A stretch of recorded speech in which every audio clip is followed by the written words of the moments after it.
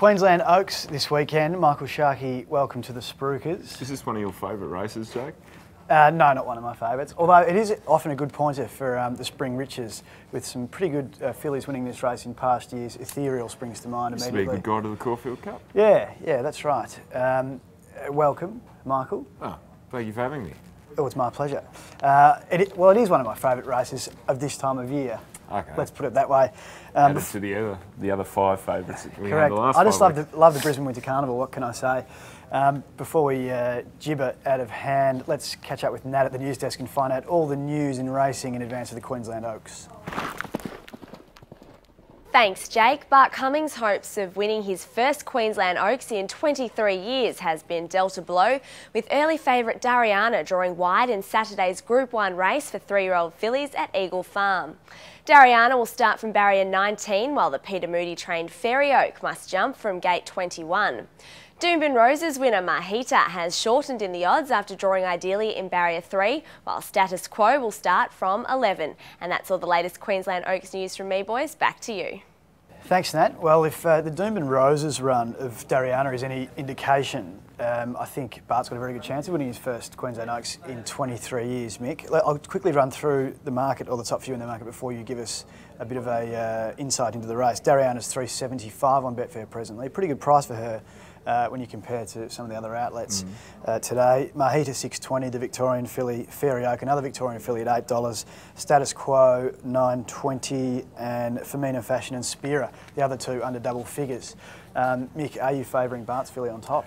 I'm not, no. I think she's going to have too much of a job to do from barrier 19. I think she can only go one way, and that is back. Yep. She's going to need a lot of luck in the run, and I am keen to stick with the Kiwis here that we talked about the other week. Yeah. Spira, $9 from the inside gate. I think she's a great each-way chance. Yep, I kind of agree with you there. I think what we've seen, the trend we've seen in recent staying races for 3-year-olds is that that fillies and colts and geldings by stallions like High Chaparral and Shamadal or Shamadal or however you'd like to pronounce it, tend to be successful, particularly if there's wet ground, which is likely to be, I think, at Eagle Farm this weekend. We've seen some poor weather up there in recent times. For that reason, I think you're right. Spear, I think, represents great value. You've got the inside pole and bred to stay a trip and to stay a trip.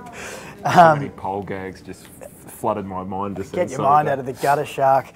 And Fairy Oak as well is a filly bred to stay too from the Peter Moody yard. I don't think she was probably one of his best staying fillies, but after she was all right in the races. She worked home okay. Yeah, but after Speedy, Natalie and co were succumbed to injury or illness earlier in the autumn, I think she's emerged as one of the great chances. So Fairy Oak and Spira, I'm going to have something each way on both of them at great value, $8 and $9 each of them. I'd like to turn our attention briefly to the UK, Mick, particularly with Australian horses going over to compete at Royal Ascot in coming weeks. But this weekend we have the Epsom Festival, the Oaks, on Friday night our time, and the Derby on Saturday night. The Derby's probably the main one there. Yeah, Derby's the main race there. Cornwall has the favourite here, Jan Vermeer, at $3.30. They had a very short favourite in anti-post betting up until recently when St Nicholas Abbey was withdrawn. Can anyone beat Jan Vermeer in this race? I don't think so. I think he's winning the Gallinule Stakes first up in the Group 3. If you want to see an easy win, go and YouTube that. It is absolutely phenomenal. Johnny Murtagh never moves, and this horse just bolts in. So yeah. If he handles the nuances of Epsom... And do you think he'll get the trip? Not a problem about the trip. It's more the track that can bring these sort of horses unstuck, but he looks pretty professional. Okay, there was another horse, another Cornwall horse who I thought would have speaking off air, could have been good value at Cape Blanco at $19.50. You're telling me that he's off to the French Derby. I believe he's going to the French Derby the following day, so could be also he will absolutely bolt that in if he goes there. He's a very smart horse. Could be one to consider as well. I should mention, and it's pretty obvious, I think, for Australian punters, that Betfair is the best place to bet in international racing.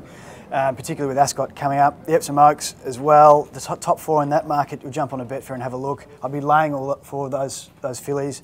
None of them are bred to stay, and I think I'd be going for one down in the market. And the Coronation Cup on Friday at Epsom as well is a really good race. Last year's Irish Derby winner Fame and Glory, I think, will win there. If you can get better than even money, you should do so. Mick, I'll get your Queensland Oaks tip in just a moment, but let's catch up with Nat again to get her Queensland Oaks Betfair Big Spruik.